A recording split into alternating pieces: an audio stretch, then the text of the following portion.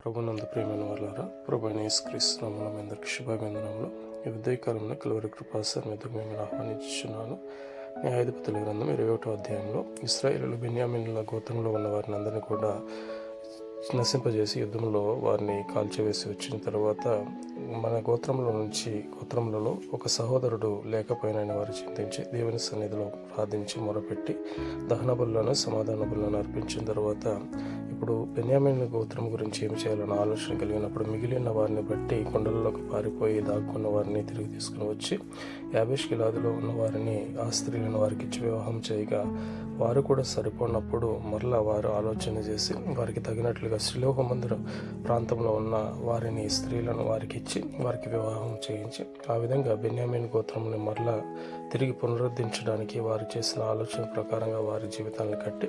ఆ విధంగా బెన్యామీను గోత్రము వారితో కూడా కలిసి జీవించడానికి దేవుడు అవకాశం